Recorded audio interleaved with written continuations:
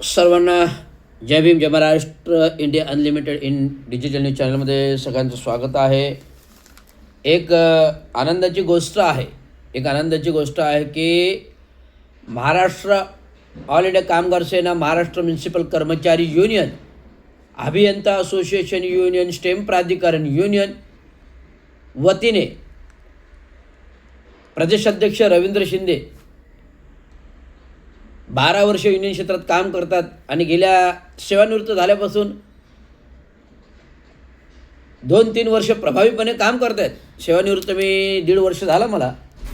प्रभावीपणे काम करत असताना एक आनंदाची गोष्ट आहे की मी प्रशासनाशी सातत्याने एक गोष्टीवर पत्रव्यवहार केलेले आहेत. प्रशासनाबरोबर सातत्याने एक गोष्टीवर पत्रव्यवहार केलेले आहेत. युनियनच्या पत्रावरती की ठाणे महानगरपालिकेमध्ये असंख्य कामगार सेवानिवृत्त होत आहेत, त्यांच्या जागेवर भरती करा. असंख्य अभियंता जे 300 अभियंता आहेत ते आता अर्धेवर 150 झाले, त्यांची भरती करा किंवा नवीन अभियंत्यांना पदोन्नत्या द्या, रिक्त पदांवर पदोन्नत्या द्या. त्याचा प्रभाव होऊन आज ठाणे महानगरपालिकेमध्ये काल मला वाटतं एक 5-6 अभियंत्यांना कार्यकारी अभियंतापदी पदोन्नत्या दिल्या. हे महाराष्ट्र म्युनिसिपल कर्मचारी युनियन, अभियंता असोसिएशन युनियन, स्टेम प्राधिकरण युनियनचं हा यशस्वी संघर्ष आहे जो रवींद्र शिंदेने केला आणि त्या प्रशासनाला प्रभावीपणे हे काम करायला भाग पाडलं. तर 9 उपअभियंते, 5-6 नाही तर 9 उपअभियंत्यांना काल पदोन्नत्या सोमवारी देण्यात आल्या. ही बातमी आज पेपरला आली म्हणून मला आठवलं. मी त्या दिवशी अतिरिक्त आयुक्त, उपायुक्त यांच्याशी काही अभियंते मला भेटले आणि सांगितलं की साहेब आमच्या पदोन्नत्या झाल्या की तुमच्या प्रयत्नामुळे झाल्या. आज रवींद्र शिंदे एकाएकी स्वार्थी भावनेने कधी कोणाचं काय बघत नाही, तर इतरांचा कधी फायदा होईल हे बघत आलं.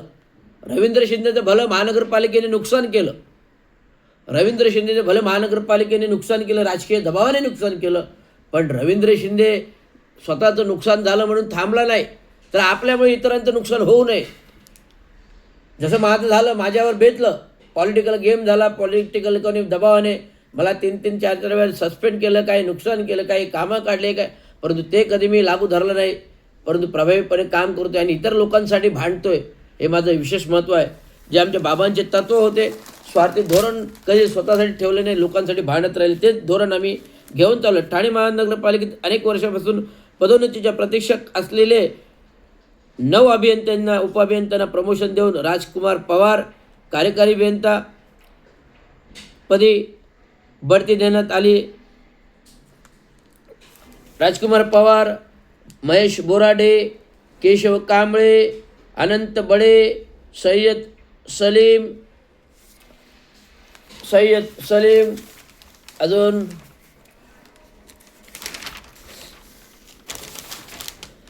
लक्ष्मीकांत बनाले, रवींद्र कासार, जयंत चौधरी अशा लोकांना कार्यकारी अभियंतेपदी पदोन्नती देण्यात आली. त्यापैकी राजकुमार पवार आणि सय्यद सलीम हे डावलशाह हे दोन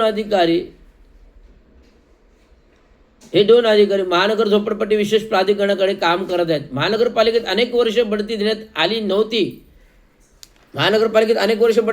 नव्हती. त्याविषयी मी असंख्य वेळा प्रशासनाशी बोललो. अतिरिक्त आयुक्त 2 प्रशांत रोडे साहेब, उपायुक्त गोदापुरे यांच्याशी सातत्याने माझा चर्चा व्हायची. साहेब आम्ही लवकरच भरती करतोय, लवकरच प्रमोशन देतोय, लवकरच बदल्या करतो, हे मला सातत्याने माझा संवाद व्हायचा. महिन्यातून 2 वेळा तरी संवाद आठवड्याला असायचा. आणि त्या हिशोबाने प्रशासनाने आपले प्रभावी पाऊल उचलून अभियंत्यांना बढती दिली. हा आमच्या महाराष्ट्र म्युनिसिपल कर्मचारी युनियनचा मेहनतीचा विजयाचा भाग आहे. आणि महाराष्ट्र म्युनिसिपल कर्मचारी युनियन निस्वार्थीपणे काम करत आहे, याचा आम्हाला अभिमान आहे.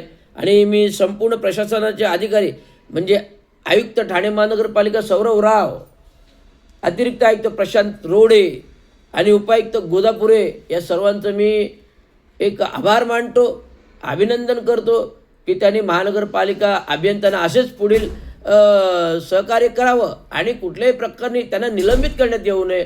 कुठलाही प्रसंग आला, कुठलाही गाडा प्रसंग आला, कुठलाही राजकीय दबाव आला की त्यांना निलंबित करण्यात येऊ नये. कारण जर अशा राजकीय दबावाने आले, पूर्ण खात्री करा बाबा नक्की काय प्रकरण आहे, काय नाही आहे. जसं रवींद्र शिंदेच्या बाबतीत घडलं, कुठलीही खात्री न करता थेट निलंबन, 1 नाही 2 नाही 3 वेळा अतिक्रमणला असताना आणि आतासुद्धा 2 वेळा. त्यामुळे खात्री करा, कारण निलंबन झाल्यावर कुटुंबावर काय बीतते, ज्याच्यावर बीतते तोच अनुभवू शकतो, हे तुम्हाला मी सांगतोय. धन्यवाद. जय भीम, जय महाराष्ट्र, जय हिंद, जय भारत.